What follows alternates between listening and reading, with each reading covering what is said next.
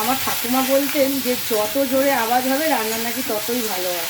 কাঁচা লঙ্কা, শুকনো লঙ্কা, কালো জিরে, টমেটো ফোড়ন দিয়ে আলুগুলোকে ভালো করে ভেজে নিলাম। তারপর সামান্য একটু হলুদ আর নুন দিয়ে লঙ্কার গুঁড়ো দিইনি, তোমার দিয়ে ঠ্যাং ভালো করে আসছে তারপরে না এই যে এখানে। পরোটা বেলে নিচ্ছি। এখানে আটাটাকে মাখিয়ে নিয়েছিলাম।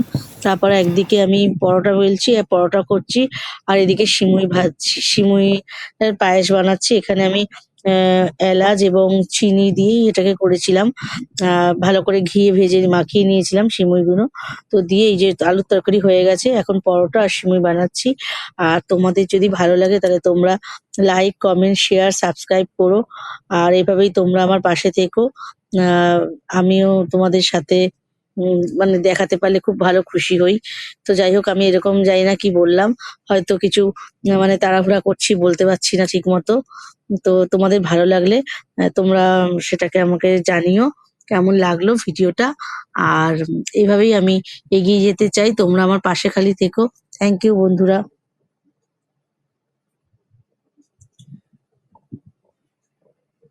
আমি একসঙ্গে এখানে ৫টা পরোটা করেছি, তোমরা দেখতেই পাচ্ছ। তো একটা একটা করে আমি এভাবে আমার মায়ের কাছ থেকে শিখেছিলাম। তো আর এদিকে তোমার দুধটা জাল দিচ্ছি।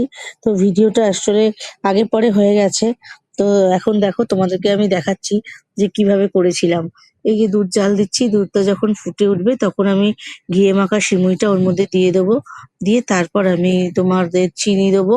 আর তার আগে দুধটা ফুটে যাওয়ার সময় এলাচ দিয়ে দেবো, তেজপাতা দিয়ে দেবো। দিয়ে ভালো করে নাড়িয়ে নিয়ে যখন ঘন হয়ে আসবে তখন ওটাকে নামিয়ে দিতে হবে। আর ওদিকে তোমার পরোটা হচ্ছে, আর তরকারিও আলু সেদ্ধ হয়ে এসছে। এবার তোমার আমি এটাকে তারপর হয়ে গেলে নামিয়ে পরিবেশন করব। তো এখানে তোমরা দেখতেই পাচ্ছ কি আছে।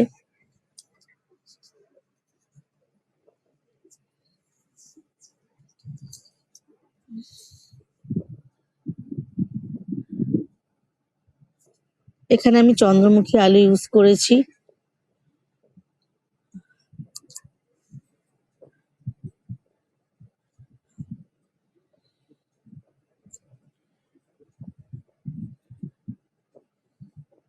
এই যে আমার পায়েস তৈরি হয়ে গেছে। খুবই তাড়াতাড়ি ভাবে করার চেষ্টা করেছি। মোটামুটি আমার ১ ঘন্টা ১০ মিনিট লেগেছে এই ৩টে রান্না করতে। আটার পরোটাই বানিয়েছিলাম। আটাতে আমি চিনি, মিষ্টি